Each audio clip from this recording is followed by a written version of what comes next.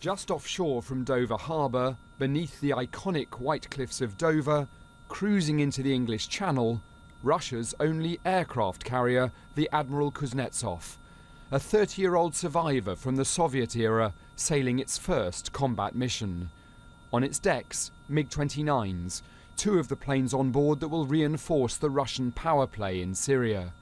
Also in the flotilla, the battle cruiser Peter the Great. And the Russian ships were man-marked, as the Defence Secretary put it, by the Royal Navy. The Type 45 destroyer HMS Duncan had sailed from Portsmouth to do the defensive duties. As we watched, all the ships were sailing west, straight down the main shipping lane. It's been an extraordinary display of Russian military power just a few miles off the British coast. One Moscow newspaper called it an armada, and its chosen route, straight down the English Channel, is likely to have been chosen deliberately. The warships could have gone round the north coast of Scotland, but this was the route that sent a powerful message, one which a former Royal Navy admiral said was a wake-up call.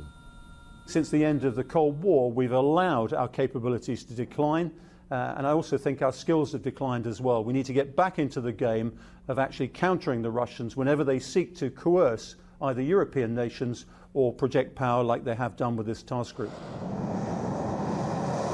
The task group will be reinforcing what's already a big Russian presence in Syria. Today, the EU, blocked by Italy, stopped short of threatening sanctions against Russia for what it called atrocities like the bombing of civilians in Aleppo, while Moscow's ambassador to Brussels denied that this was all a massive demonstration of hard power. We're not talking about Russia's place on the world stage. That's not the aim of what Russia is doing in Syria. What Russia is doing is assisting at the request of the legitimate government of that country, assisting its fight against terrorism. The truce in Aleppo, announced by Moscow, still held today.